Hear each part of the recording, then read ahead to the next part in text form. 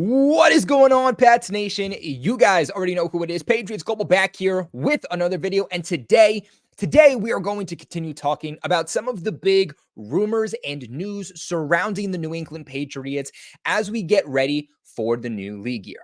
Now, as you guys I'm sure know, the new league year free agency, that will officially begin on March 13th. But as always, as it does every single offseason, you're going to start hearing about massive trades, massive free agent signings about a day or two before free agency officially opens and the new league year officially opens. I mean, there was already a trade between the Buffalo Bills and the Chicago Bears. It just won't become official until March 13th. So this is where we got to get ready to strap in. But with this rumor, today's video, we are going to be talking about how the New England Patriots are one of 7 teams who have reported interest in trading for Kansas City Chiefs star cornerback L'Jarius Sneed, who they franchise tagged earlier this week.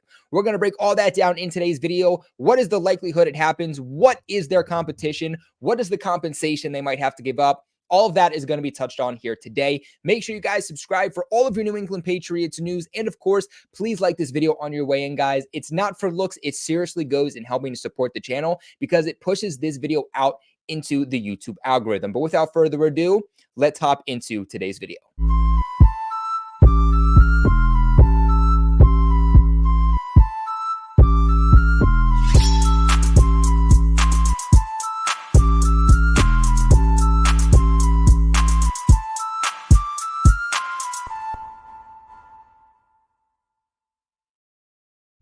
So like I had said earlier, L'Jarius Sneed was expected to be a pending free agent again once the new league year began. But the Kansas City Chiefs decided that they were going to place their franchise tag on him, essentially meaning that they have the rights to Sneed, right? Sneed will play for the Kansas City Chiefs this upcoming season unless the Chiefs front office decides that they want to trade him. The interesting part here is that there was already trade rumors and trade interest going around Sneed before the franchise tag was officially placed on him. The Kansas City Chiefs immediately gave Sneed and his agent permission to go ahead and seek a trade. So it sounds like the Chiefs are completely open to trading L'Jarius Sneed if the right offer does come their way. They just know, hey, we can get more than a third-round comp pick if he hits free agency. Let's tag him and try to get a second-round pick or more for him via trade. Now, with that being said, I'm sure a lot of you guys want to know who is the competition. If the Patriots are really trying to aggressively go after Sneed this offseason, then who are the teams are going to have to compete with? It's going to be the Patriots who are in the mix, the Vikings, the Colts, the Titans, the Lions, the Falcons, and the Jags. I also did see a report in which the Dolphins were potentially going to be in that mix too.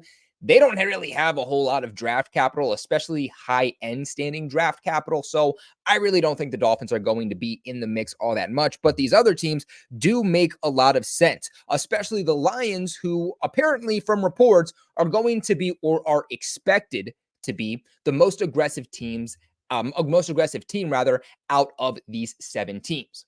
Now, because Sneed was franchise tagged, whatever team does decide to trade for him, one is going to have to take on a $19 million cap hit for this upcoming season, but they're also going to have Sneed signed for only 1 year because it is the franchise tag. Now, I would expect that whatever team does decide to trade for him is ultimately going to try to get a contract extension done with him. If they do get an extension done with him, that 19 overall cap hit is likely to go down unless they sign him to a contract that is just significantly more. And one thing that people are going to get confused in terms of rules with the franchise tag is that you're going to have to give up a first-round pick. Or with the franchise tag, you're going to have to give up several first-round picks. That's not how it goes. At the end of the day, the Kansas City Chiefs and the team that they end up deciding to trade Sneed to will be able to negotiate what that compensation is ultimately going to be for. There is no specific rule where if you trade a player on a franchise tag, it has to go for this exact specific compensation. No. So the Patriots, in this case, could trade for Sneed and only have to give up a second-round pick. Now, at the end of the day, the Patriots really do not have a lot of draft capital. Some of these other teams have several picks within the top 100, as where the Patriots, they have 7 picks and they only have one in each of the 7 rounds. So they don't exactly have a whole lot going for them necessarily. But what they do have going for them is the fact that they are going to have the highest draft pick in each round out of all of these teams. Look, at the end of the day, the Patriots aren't going to give up the 3rd round pick, or not the 3rd round, but the 3rd overall pick, rather, for L'Jarius Sneed. That just doesn't make a whole lot of sense. I could see a couple of different scenarios in which the Patriots could land Sneed, though. Maybe the Patriots decide to trade down. We have heard that they do want to collect a massive haul potentially with that 3rd overall pick if they don't decide to go quarterback. Maybe wherever they decide to trade down in the 1st round ends up being the pick that goes to the Kansas City Chiefs in return for Sneed. Ultimately, what I do see being a little bit more realistic, though, is that a 2nd round pick that the Patriots have being the one that goes for Sneed. At the end of the day, I'm really not too sure which of the teams that was reported are going to be willing to give up their 1st round pick. Maybe it would be the Detroit Lions because they have a back end of the 1st round pick to where they say, you know what, Sneed is going to make an immediate impact and be potentially better than any player we're going to get with our pick. We might as well send it to the Kansas City Chiefs. But again, you have the Vikings, you have the Patriots, you have the Colts, you have the Titans, you have the Falcons, all have pretty higher end to mid round first round picks. Now, the other interesting thing here, too, is that Sneed, although he is coming off of that rookie deal, I mean, he is still 27 years old. So he is going to want to sign a massive contract because this is probably really one of his only opportunities, if not the opportunity, to get a massive contract before his NFL career is going to be up. And that makes me wonder how many teams, although there's a lot of teams reported that to have interest, how many teams will really be able to afford the extension that is going to be needed once you actually trade for L'Jarius Sneed on top of the compensation you're ultimately going to have to give up. And I think that's what bodes well for the Patriots. You mix the fact that they have enough money to give him that extension that he's going to want this year and in the future, but they also have the high draft compensation in each round to also be able to put up a fight. Now, I don't remember who it was that reported this, but we do know that there is a rumor going around that the New England Patriots will add at least one elite, one premier player along the defense. And I know that a lot of people say, don't touch the defense, make a couple of re-signings, and then just do all offense. But at the end of the day, the Patriots are going to have to rely on an elite, near perfect defense in 2024 if they're going to want to be competitive and push for a playoff spot. And I know that sounds insane, but that's what they're going to do. They're going to try to push for a playoff spot and try to get themselves into contention as soon as possible. They're not going to purposely be a bad team. And with that being said, L'Jarius Sneed could fall under that category of that one or two elite defensive pieces that the Patriots try to add. To me, I think that the big splash move defensively is either going to be in the secondary or it's going to be on the D line. It's going to be a defensive tackle, a defensive end, or it's going to be a cornerback. And the thing, too, about the Chiefs is that they're in a position where they can trade L'Jarius Sneed and still be okay. They don't necessarily have a whole lot of cap space. And I think for the Chiefs, it comes down to, do you want L'Jarius Sneed or do you want Chris Jones on your team? Which guy makes a bigger impact? Which guy is going to be harder to replace? That's going to be Chris Jones. You're not going to be able to get both of these guys in the building, especially at their cap hits for 2024. So with that being said, with free agency around the bend, trading L'Jarius Sneed and getting something out of him does make a whole lot of sense. While you also have Trent McDuffie, who can take over as cornerback one and do it pretty confidently. They're not going to be in a situation, them being the Kansas City Chiefs, where if they trade Sneed, they're going to have to find a cornerback one. No, realistically, they're going to have to find themselves a cornerback two, cornerback three. Now, in terms of the Patriots, I think a lot of people are going to say, is this a true need for New England or not? Into which I would say, I think there is a lot of uncertainty within New England's secondary next year. Now, New England's always kind of based themselves defensively on either having an elite secondary or on having an elite defensive line. Right now, I think both are a little bit questionable. Defensive line, you obviously have Christian Barmore, but is Matthew Judon a definite to be on the team next year. I don't know about that. Josh Uche might not be here next year too. You have Anthony Jennings, who's also up in the air. But then in terms of cornerback, you drafted Christian Gonzalez in the first round last year. He looked really, really good throughout the first, 4 weeks, but then he goes down with the season-ending injury. We don't know what he's going to be yet. Now add on top of the fact that he's dealing with a season-ending injury in his shoulder. That is a pretty serious injury. Is he going to be able to come back the same? And even if he does, is he a guy that is confidently going to be a cornerback one? Question marks still there with him, and he's expected to be, again, your cornerback one. You then have Miles Bryant, who's going to be a free agent. I would think the Patriots bring him back, but even if they do, he is not a cornerback two. I think that he proved he can be if he really needs to be, but he is not ideally a guy that you can confidently say game in and game out can be your cornerback two. I think at best, he is going to be a confident cornerback three who serves as more of a rover, plays in multiple different defensive alignments, playing even a little bit there at safety also. You have Marco Wilson, who is a little bit of a question mark. I think he's shown some promise throughout his career, but just did not put it together with the Cardinals. You don't know what he's going to be when he comes here in New England. You have Alex Austin, who showed some potential towards the end.